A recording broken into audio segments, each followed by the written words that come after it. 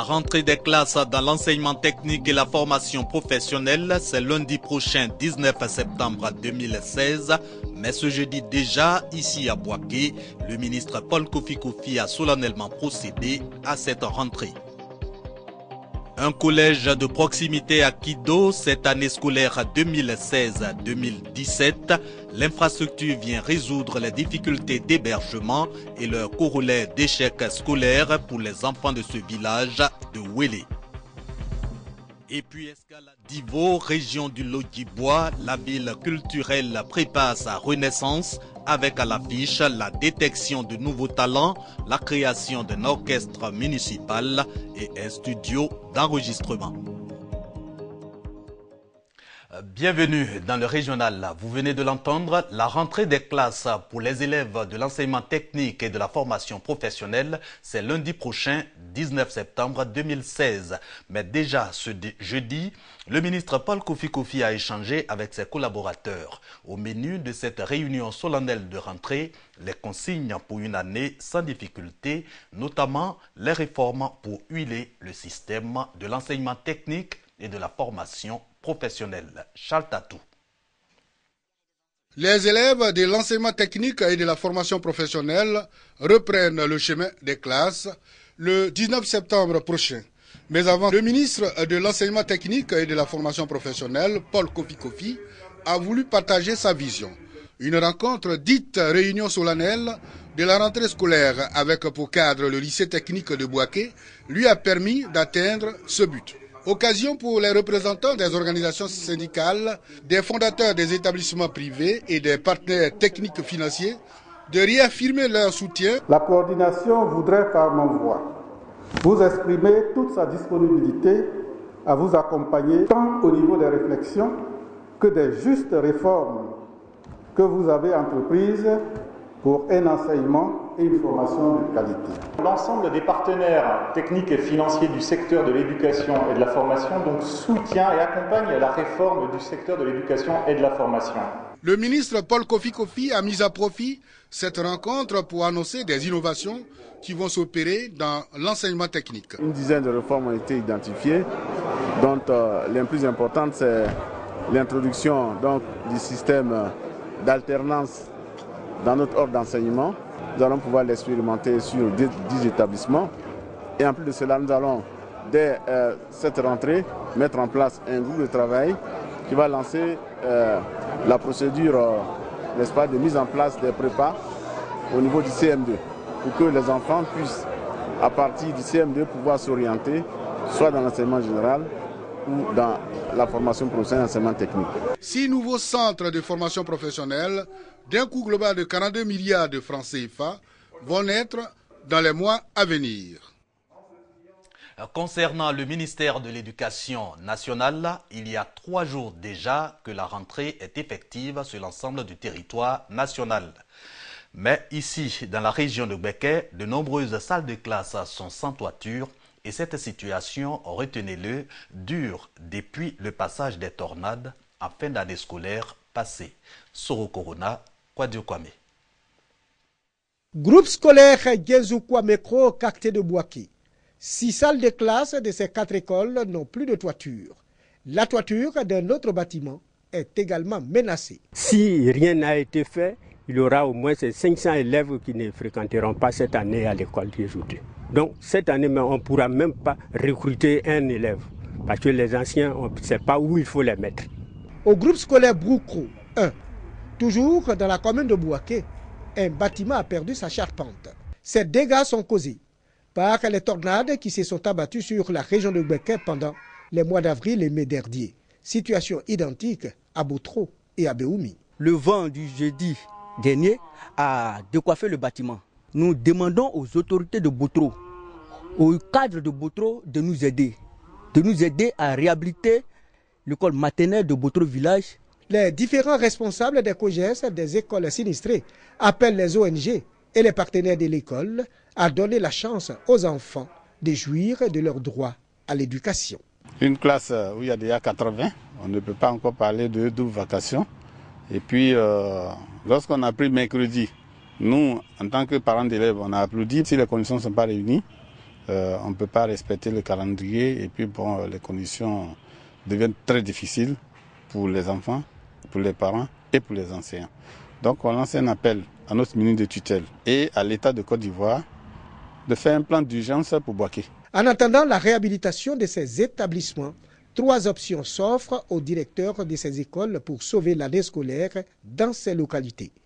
Pratiquer la double vacation, surpeupler les classes dans des conditions de travail difficiles ou laisser simplement les enfants à la maison. Pour l'instant, il n'y a pas de solution. Les enfants vont purement et simplement rester à la maison jusqu'à ce que la mairie nous vienne en aide. Ou bien l'État de Côte d'Ivoire vienne réhabiliter ces 2 classes. 84, 85 élèves dans une classe déjà, ça fait 2 classes. Et quand dire qu'on va faire la double vacation, ce ne serait pas facile pour les enseignants et pour les parents, ce n'est pas facile. Remettre en état les établissements dans des délais raisonnables est tout le mal que nous souhaitons à ces tout petits. Voilà, en regardant ces images, vous vous posez certainement la question de savoir si c'est aussi la rentrée des classes pour les élèves de Bouaké. Eh bien oui, sauf que l'engouement n'est pas le même dans tous les établissements. Alors que certains ont démarré les cours, dans d'autres écoles, même les kits scolaires attendent encore les écoliers.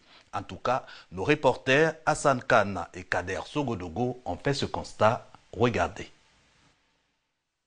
Groupe scolaire Gézoukwa Mekro, Cacté de Bouaké. 6 salles de classe de ces 4 écoles n'ont plus de toiture. La toiture d'un autre bâtiment est également menacée. Si rien n'a été fait, il y aura au moins ces 500 élèves qui ne fréquenteront pas cette année à l'école Diezoudé. Donc cette année, on ne pourra même pas recruter un. Jeudi 15 septembre, 3 jours après la rentrée scolaire 2016-2017, au lycée moderne de Nembo, encadreurs et enseignants sont en place. Les cours ont même débuté. Même constat au lycée de jeunes filles de Bouaké. Nous avons commencé les cours ce matin. Nous avons fait effectivement le premier chapitre de la chimie et je pense que les enfants sont bien et ils ont déjà commencé à répondre aux questions. Nous avons commencé une semaine avant les inscriptions physiques au sein de l'établissement. Et ce jour, les inscriptions continuent, mais au foyer, de sorte que les inscriptions ne perturbent pas du tout le déroulement des cours. Il y a certains qui ne sont pas encore inscrits, donc nous leur disons de venir vite s'inscrire parce que dès la semaine prochaine, les évaluations vont commencer. Quartier Kennedy, groupe scolaire annexe, des enseignants en pleine causerie en attendant d'éventuels parents pour inscrire leurs écoliers. Trop tôt donc pour distribuer les kits scolaires déjà disponibles. Nous sommes enfin prêts pour la rentrée 2016-2017. Nous invitons les parents de venir avec les enfants à l'école pour que nous respections un peu le quantum horaire. Après la fête, on a décidé de venir inscrire nos enfants. Pas de doute, à Bouaké, la rentrée scolaire du 13 septembre est mitigée. Dans le secondaire public, elle est effective. Quant au primaire public, parents et écoliers traînent encore les pas, malgré la disponibilité du corps enseignant. Entre autres raisons de ce retard, la fête de la Tabaski, célébrée le 12 septembre. Direction Kido, c'est dans le département de Ouélé. Un collège de proximité s'ouvre cette rentrée scolaire dans ce village à fort taux de scolarisation. L'établissement vient donc pallier les difficultés d'hébergement des enfants loin de leurs parents. Une situation à l'origine de nombreux échecs scolaires. Hassan Khan décrit la scène. L'éloignement des établissements secondaires, difficile de trouver des tuteurs pour les élèves orientés. Telles sont entre autres les réalités que vivent les populations de Kido, village de la sous-préfecture de Ouélé, dans la région de Lifou. Moi-même personnellement, j'ai fait le CG Ouélé ici. Et au fil des années, au fil du temps que la population prend du volume, il se trouve que nos enfants qui réussissent à l'entrée en 6e, on les envoie très loin de leur localité de naissance. Donc aujourd'hui, ces difficultés-là sont un peu aplanies. Un établissement secondaire vient de sortir de terre pour faire face aux difficultés des élèves et soulager les parents. Une initiative d'un cadre de la région. Initiative qui vise à soutenir la politique du gouvernement, à faciliter la formation. L'inauguration officielle de l'infrastructure scolaire a eu lieu en présence des autorités politiques, coutumières et administratives de la localité. Ma mission, c'est d'aider à la scolarisation de tous les enfants de ce pays. Donc, Je dis un grand merci au président, à l'école pour tous. Cet établissement va permettre de décongestionner un peu les effectifs pléthoriques qu'on constate dans les établissements de la région du Fou. Ce collège accueillera ses premiers élèves cette année scolaire 2016-2017. Développement à présent, et pour cela, rendons-nous à Dabakala, plus précisément à Bokala. Électricité, centre de santé, marché, centre communautaire pour l'enfance, des infrastructures à l'actif de la mutuelle de développement pour l'essor de Bokala. Encore un reportage d'Hassan Khan, commenté cette fois par Kader Sogodogo. Un village raccordé au réseau électrique, un centre de santé, un centre d'action communautaire pour l'enfance et un marché couvert. Nous sommes à Bokala, sous-préfecture de Bonirédougou, dans le département de Dabakala. Bokala veut ainsi répondre aux exigences des localités modernes avec des infrastructures de base. Des actions à mettre à l'actif de la mutuelle pour le développement du groupe Bokala. Ces réalisations ont été officiellement présentées aux populations lors de la journée du développement dans la localité. Ce développement, on ne peut pas le faire sans l'union de tous les cadres. Et aujourd'hui, notre travail, c'est ça. Des actions de développement saluées par l'autorité administrative du département. Quand les gens font des efforts, il faut les encourager. Bokala a pris de l'avance. La mutuelle pour le développement du groupe Bokala entend poursuivre ses actions de développement afin que la localité soit au rendez-vous de l'émergence en 2020. Destination Ando Kekrinou dans le département de Béoumi. J'aime Kekrinou, c'est la trouvaille des jeunes de ce village pour faire œuvre utile. Une semaine durant, ils ont mené diverses activités culturelles en compagnie de notre reporter Kader Sogodogo. EJEC, Entente des jeunes de Kekrinou, a été mis sur pied en 2006. À l'initiative de cette association, le village de Kekrinou, dans la sous-préfecture de Ando Kekrinou, a connu durant une semaine une animation particulière. Il s'agissait pour cette jeunesse de démontrer sa solidarité pour le développement du village. À cet effet, l'EJEC a bien voulu récompenser les meilleurs élèves, cultivateurs et la femme dont la cour est la plus propre de Kekrinou. La sous-préfecture, la chefferie et l'école primaire du village n'ont pas été oubliées. Elles ont reçu du matériel pour leur bon fonctionnement. Les erreurs du passé vont corriger le futur et qu'on aura une très belle saison l'année prochaine. Des campagnes de sensibilisation portant sur le VIH et le planning familial étaient également au menu. Les festivités ont pris fin par la finale du tournoi de la fraternité qui a vu la victoire de l'équipe de Kekrinou sur celle venue de la sous-préfecture. Il nous souvient, Divo était réputée ville culturelle avec le Djibois, sa troupe théâtrale à succès et le groupe Ouoya, son orchestre également à succès. Cette réputation des années 1980, la nouvelle équipe municipale veut la reconquérir. À la clé, un nouvel orchestre, un studio d'enregistrement et bien sûr de nouveaux talents. Divo reste l'une des villes culturelles de la Côte d'Ivoire d'où sont partis de nombreux artistes, dont la troupe théâtrale Djibois, Manu Gallo, l'orchestre Ouya et Feu Louga François. Cet aspect qui faisait la fierté de Divo tend à disparaître. Pour redonner à Divo sa valeur culturelle, la nouvelle équipe municipale mène des actions avec l'acquisition d'un orchestre. Un orchestre qui va permettre de détecter de nouveaux talents.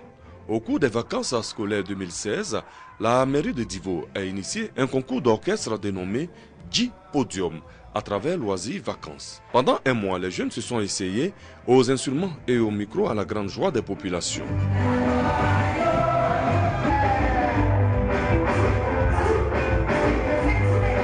Au thème de cette première édition de J Podium, les meilleurs musiciens et chanteurs seront retenus pour former un nouvel orchestre à Divo.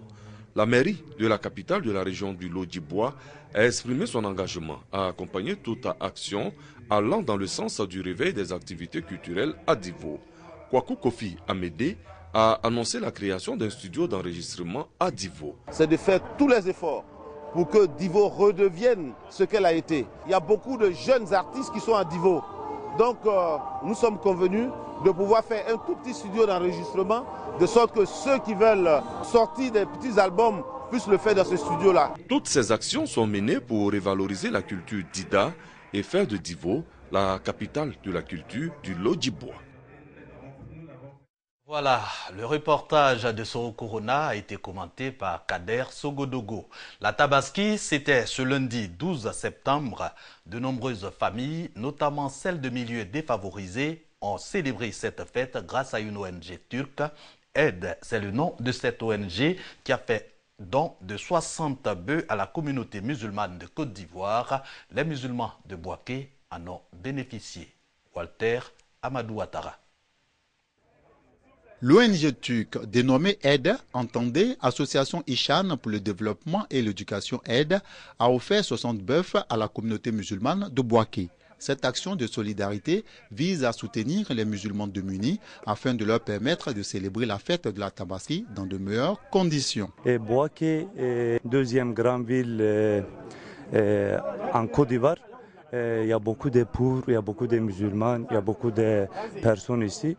Donc on a choisi ici. L'Aïd el-Kébir, rimant avec solidarité et partage, ce sont ainsi plus de 14 millions de francs CFA qui ont été investis par l'ONG turque Aide à travers ce don. À la grande mosquée de Dougouba, la viande a été distribuée aux nécessiteux. La communauté musulmane et les autorités administratives de Bouaké saluent l'action de cette ONG.